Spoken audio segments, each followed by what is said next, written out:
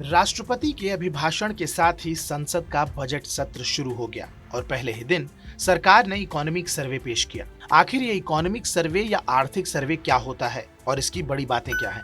दरअसल आर्थिक सर्वे देश की अर्थव्यवस्था की वर्तमान स्थिति, चुनौतियों और उससे निपटने के लिए सरकार द्वारा उठाए गए कदमों से मिलने वाले परिणामों की एक विस्तृत रिपोर्ट होती है।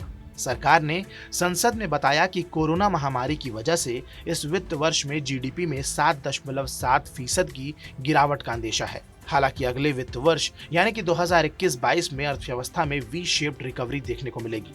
इसलिए 2021-22 में जीडीपी में 11% की ग्रोथ रहेगी।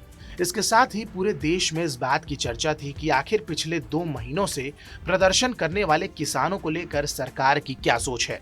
राष्ट्रपति रामनाथ कोविंद ने संसद के बजट सत्र के अभिभाषण में किसानों के नाम पर देश के सम्मान को ठेस पहुंचाने वालों, देश को जख्म देने वालों को हिदायत के साथ एक बात साफ कर दिया है कि नए कृषि कानून से किसानों के अधिकार में किसी भी तरह की कोई भी कमी नहीं है, बल्कि उन्हें और नए अधिकार दिए जा रहे हैं।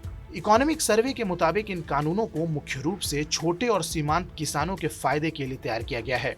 भारत में छोटे और सीमांत किसानों की संख्या कुल किसानों की करीब 85% है। आर्थिक सर्वे के मुताबिक नए कृषि कानून के तहत किसानों को देश में कहीं भी किसी को भी अपनी फसल को बेचने का विकल्प मिलता है। सर्वे के मुताबिक अभी तक किसानों को अपनी फसल को मंडी के बाहर बेचने के लिए कई रेस्ट्रिक्शंस थे, जिसकी वजह से उन्हें नुकसान उठाना पड़ता था।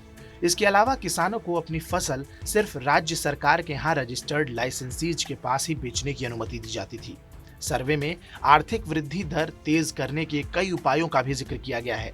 इसमें कहा गया है कि अभी भारत दुनिया की 5वीं सबसे बड़ी इकोनॉमी है।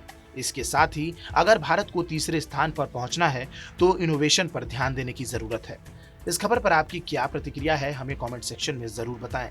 साथ ही देश और दुनिया से जुड़ी तमाम बड़ी खबरों के अपडेट्स के लिए सब्सक्राइब कीजिए हमारा digital platform TV9 Bharatvarsh.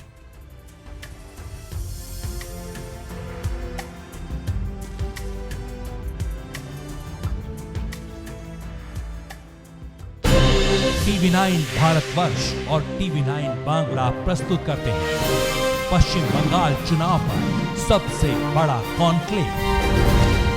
What Bengal thinks today देखिए 30 जनवरी दिन भर